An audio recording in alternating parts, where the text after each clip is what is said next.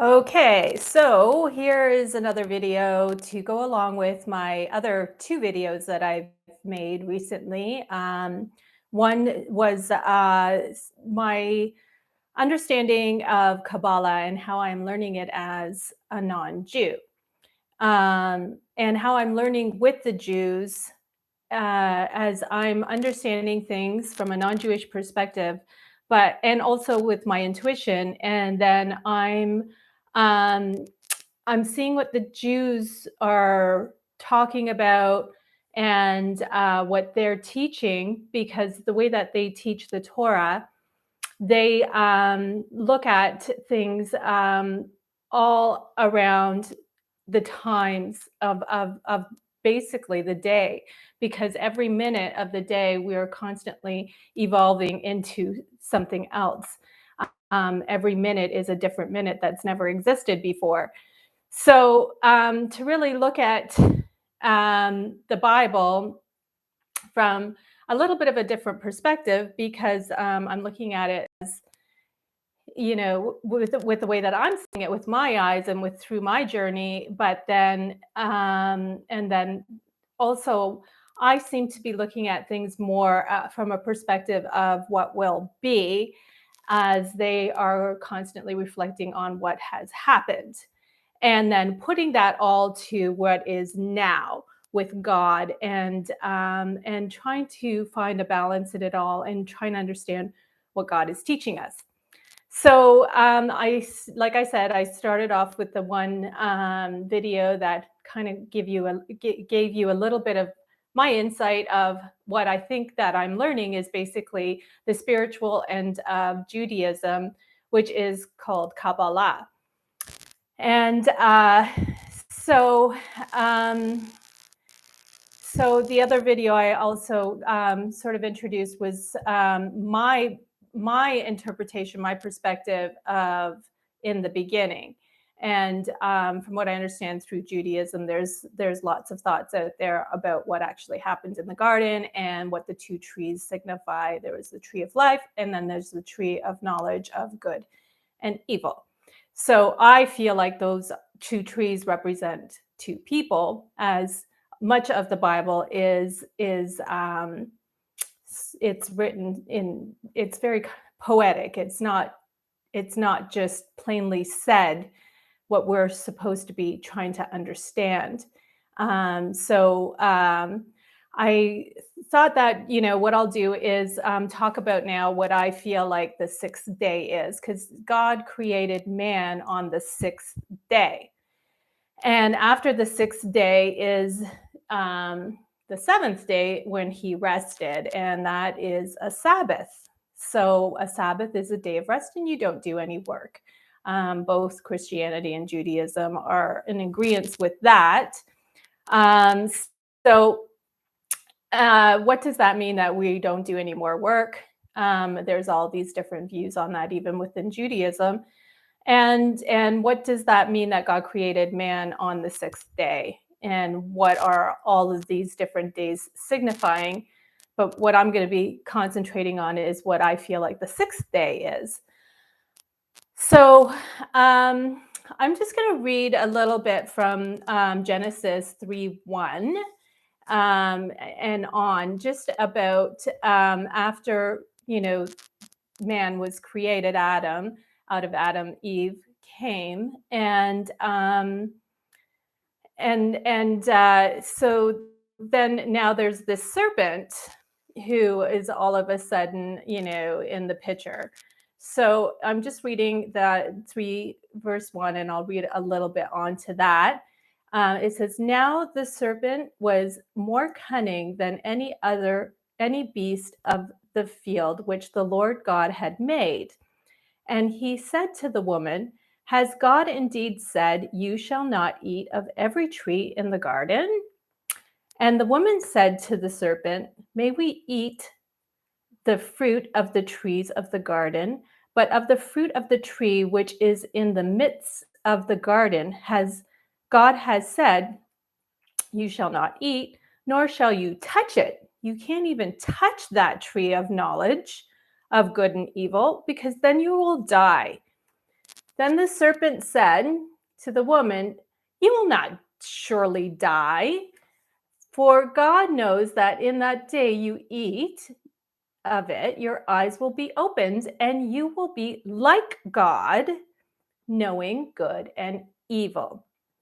So, I mean, it's really interesting to really read it, and then reflect on it, and try to understand what God is saying, from from just in the beginning, and how he created everything, and how he created man. Now I believe that we were meant to sin. And in a way, we were meant to be tricked. You know, in the garden, it was perfect.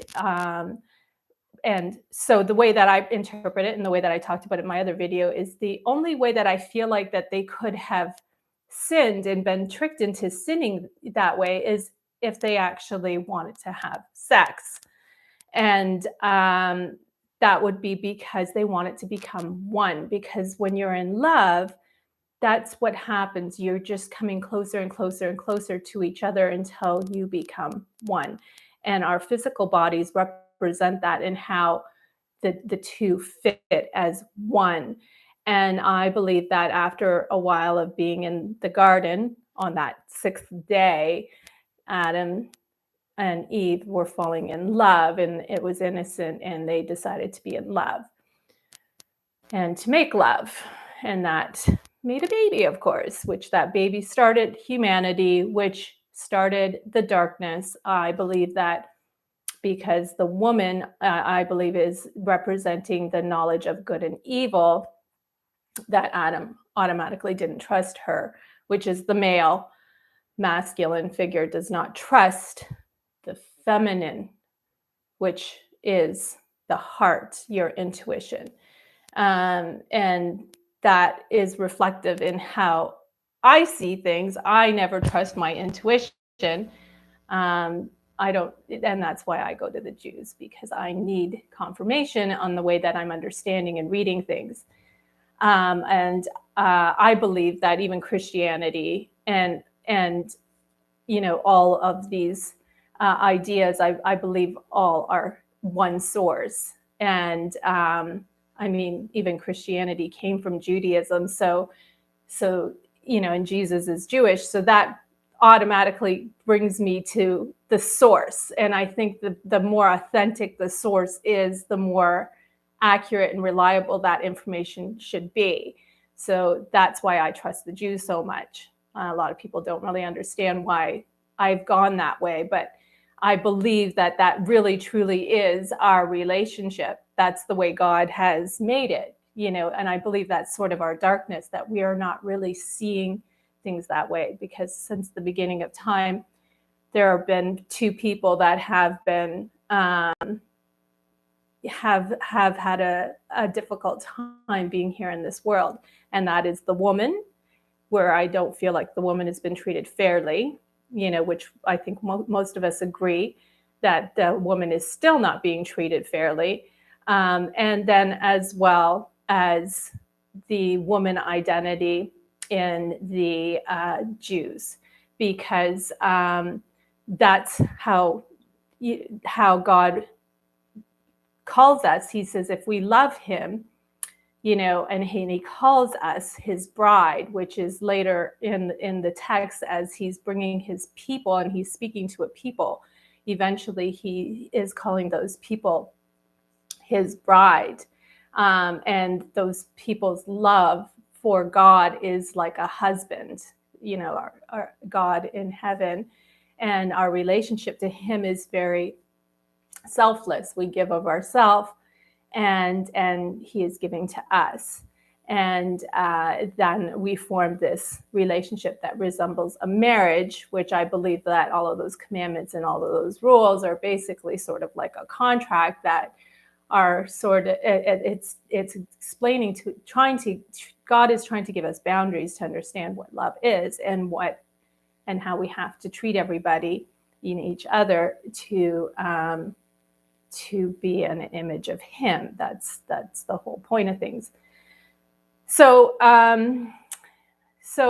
to go back to how I'm seeing things as still being the sixth day, is that we were created to understand the difference between good and evil. So what happened as soon as they sinned and made a baby, they were clueless. They really had no idea what good and evil was anymore, because everything was now, their eyes were opened to it all, but um, it was all mud.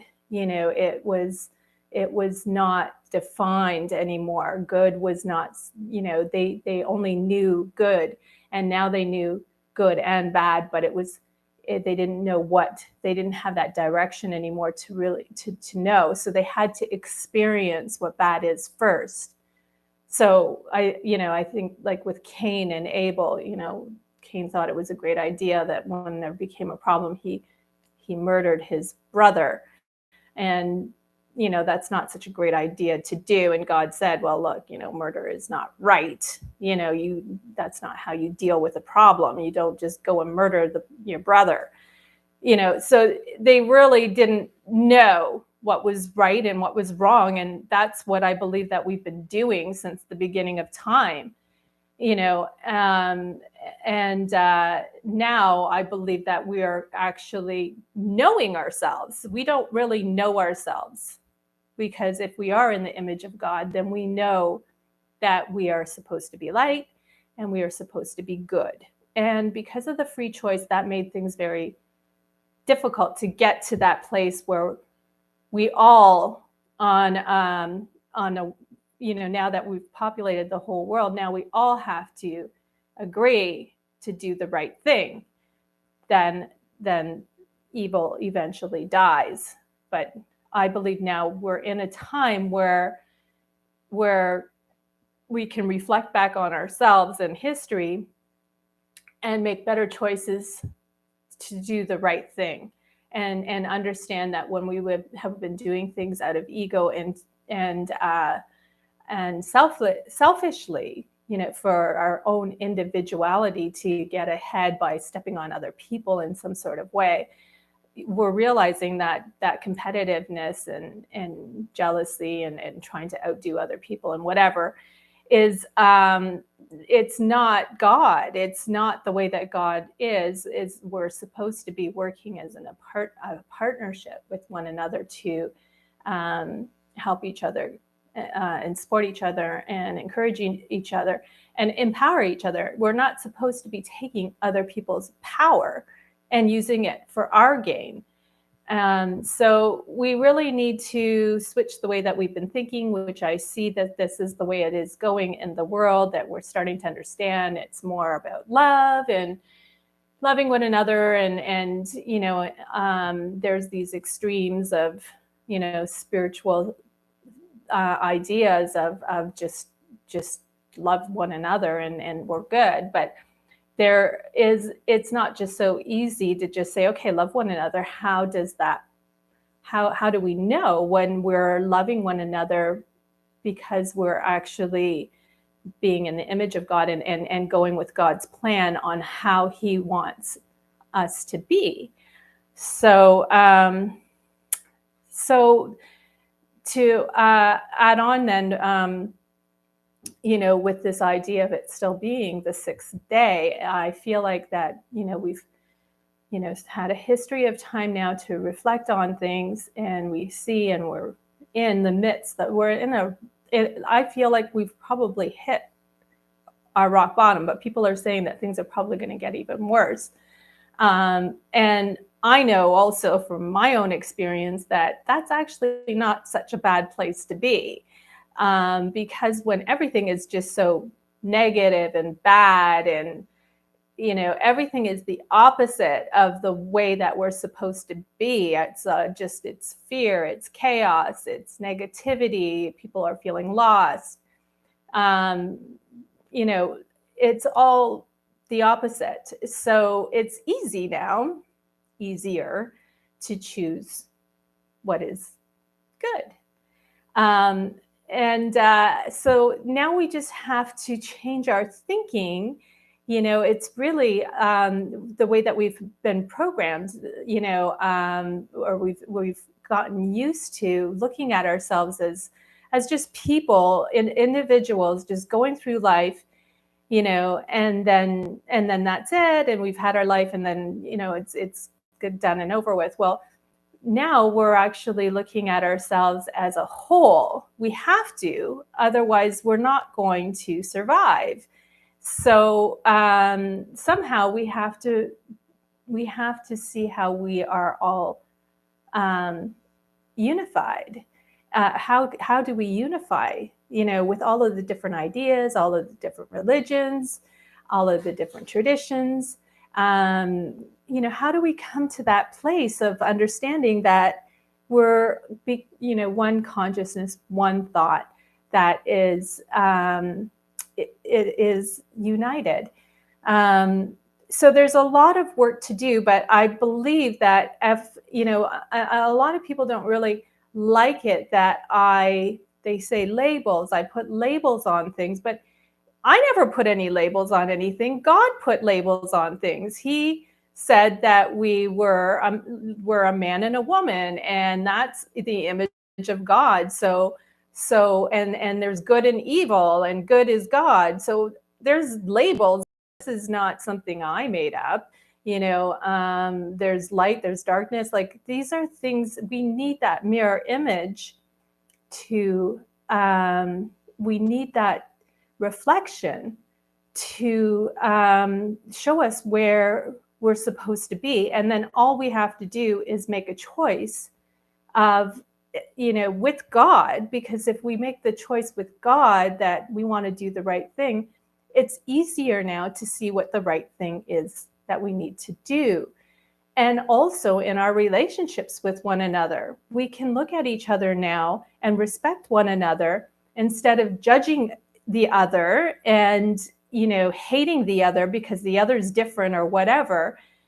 Now, actually, we can judge ourselves and see how we're reacting to things that are different than ourselves, and that relationship, that male-female relationship, which is in ourselves, which is our brain and our heart, the brain being more masculine and being more dominant, and the heart being more feminine and more submissive.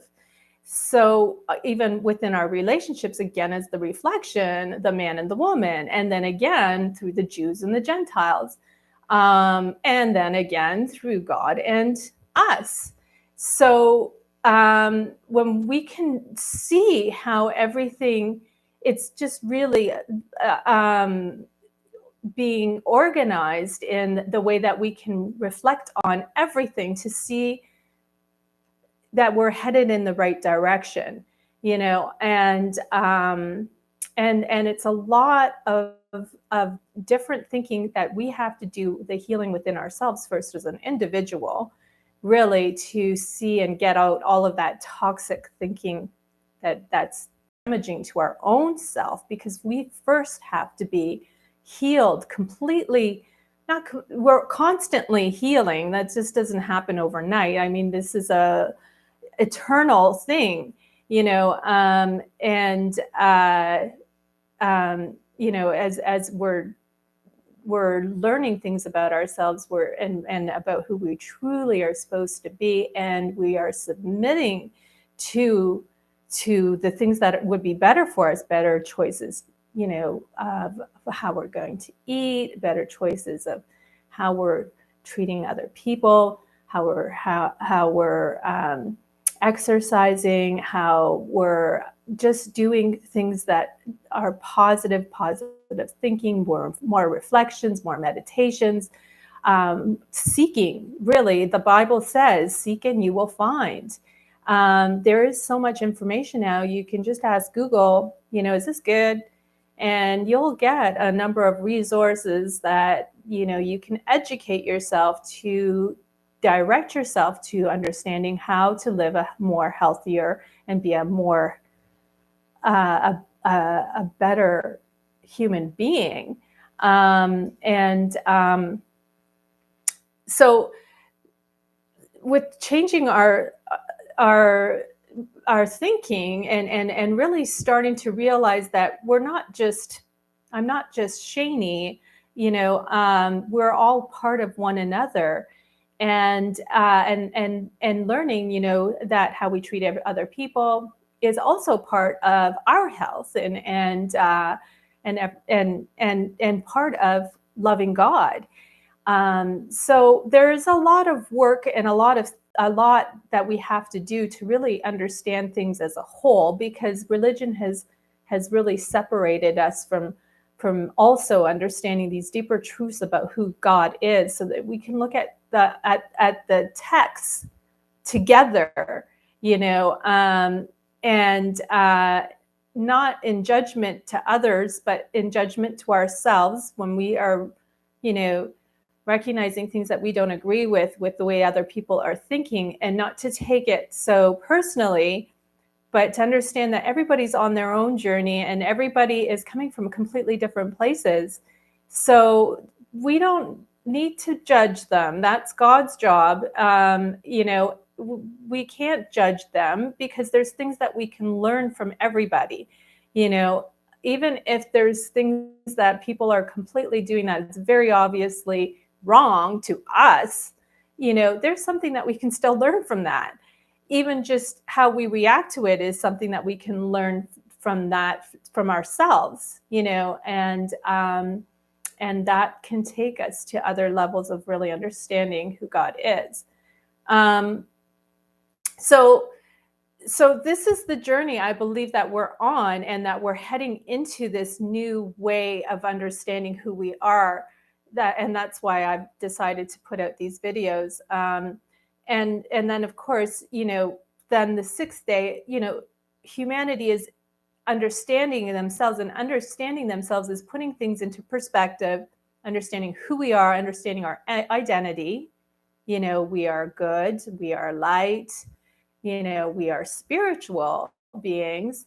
I am a female, I'm a Gentile. What does that mean? What is my opposite? What challenges me even more and drives me? Well, that would be the opposite, a male Jew. So this is our work now, but understanding things, all of this chaos and negativity and fighting and that we've been doing is exhausting. Really, if we come to a place where we can put things more into balance and working with each other in a more partnership, empowering way, we are going to like living a lot more than we have been, because then we can bring peace and unity into the world. That is when we can flip into the next day, which is the Sabbath, which is the seventh day. We know ourselves. We know the difference. We are like God. We know the difference between good and evil.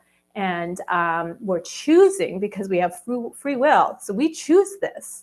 This is a reality that we need to choose. If we don't like our current reality, we have to change that. We can't just, well, this is the way it is, and hide in our houses and expect things to change. We have to actively change this. We have to want this for ourselves, and we have to want it for everyone else. That's the next level, in restoring the world and bringing God here on earth. That is that what I believe is our wedding day. That is us going back to the garden, the man and woman being one, being in love, but this time our love is genuine. It's we've been through all the good, all the bad, and we're still together. We're in love, and now we're ready to be married, but married with God, and doing things right this time. And then that brings another baby. So I hope you enjoy these talks. I've been writing about them, for a few years now, and it's quite deep the way that we're seeing things. So I decided to put out these videos to make things a little bit easier, and I think I'm going to continue doing it. I hope that it will encourage you. Please like the videos, because then they get shared more through the YouTube algorithm. And also comment, because I love responding to comments, and also seeing how people are reacting to the things that I'm putting out there. And yeah, if there's any, if you're looking for more resources, you can go onto my YouTube page. There's a few resources there that will take you into that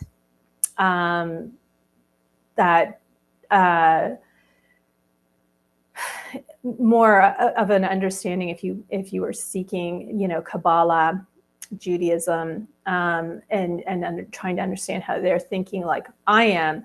That can, those resources I use that I find are very good, and can help you learn more about this. And we all are a piece of God, each of us. So the more of us that have this clarity, with God, and they see themselves more as all of us, the more that we're going to be seeing some really amazing things out of people as they really truly understand who they are.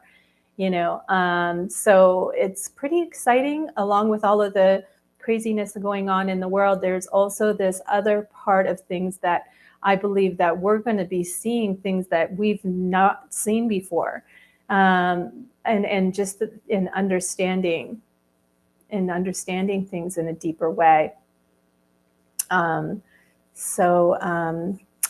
Yeah, until next time, if there's any suggestions of, anything else that I can talk about, please, drop those in the comments as well. And thank you very much for watching.